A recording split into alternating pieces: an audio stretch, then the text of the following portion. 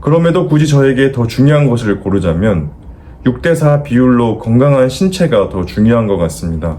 안녕하세요. 윤마 T의 심리학입니다. 오늘은 좀 뜬금없긴 합니다만 아침 러닝을 하다 문득 궁금해졌습니다. 건강한 정신이 더 중요할까? 건강한 신체가 더 중요할까? 분명 주말 아침에 일찍 일어나는 것도 너무 힘들고 운동화를 신고 문을 열기 전까지 수도 없이 고민을 합니다. 오늘은 그냥 쉬고 다음에 뛰는 건 어떨까?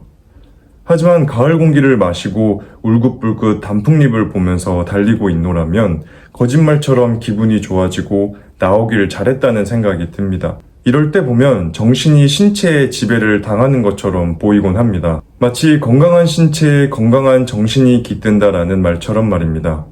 하지만 일체 유심조, 그러니까 모든 것은 마음이 만든다라는 불교의 가르침을 생각해보면 뭐가 더 중요한 건지 섣부르게 결정하기 어렵습니다. 정신이 건강하다면 신체적 어려움도 극복할 수 있는 걸까?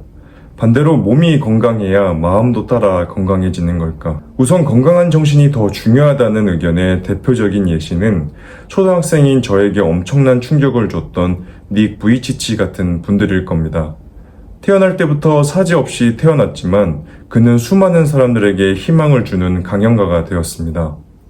어린 나이였지만 그의 이야기를 들을 때면 정말 건강한 정신이란 게 신체적 한계를 넘어서 삶의 가치를 찾고 자신을 재발견할 수 있는 힘이 된다는 사실을 깨닫곤 했습니다.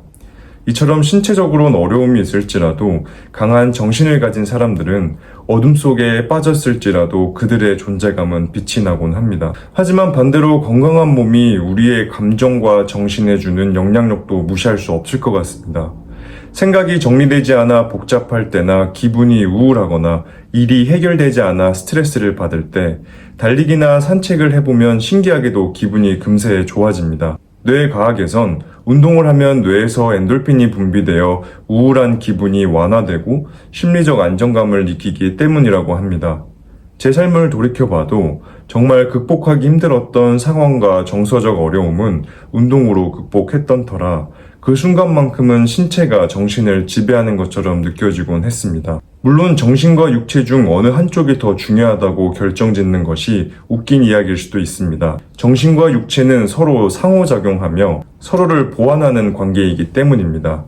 정신이 안정되면 더 건강한 생활 습관을 유지하려는 동기가 생기고 반대로 신체가 건강하면 더 긍정적인 감정을 느낄 수 있기 때문일 겁니다. 당연히 가장 건강한 사람을 꼽으라면 건강한 정신과 신체를 균형 있게 잘 돌보는 사람일 겁니다. 건강한 신체와 정신이 만난다면 분명 더 풍요로운 삶을 만들 수 있을 테니까 말입니다.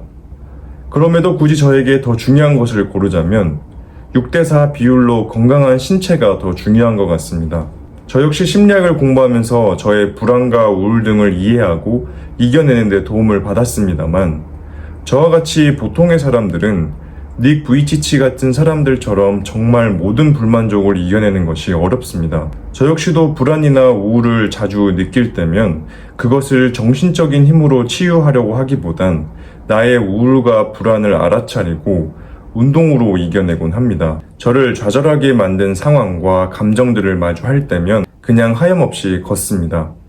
그렇게 걷다 보면 뛰고 싶다는 생각이 들고 그렇게 뛰면서 땀을 흘리다 보면 복잡하고 답답했던 생각들이 정리가 되곤 합니다. 그러곤 새롭게 무언가를 시작하고 싶다는 건강한 마음의 힘이 생기는 겁니다. 이렇게 제 경험에 빗대어 말하고 있습니다만 여전히 확신하긴 어렵습니다. 때문에 오늘은 여러분들의 생각이 정말 궁금합니다. 정신과 육체, 어떤 것이 더 중요할까요? 댓글로 여러분의 생각을 나눠주시면 좋겠습니다. 그럼 오늘도 시청해주셔서 감사드리며 건강한 마음과 몸으로 편안한 주말 보내시길 바랍니다. 이상 T의 심리학이었습니다.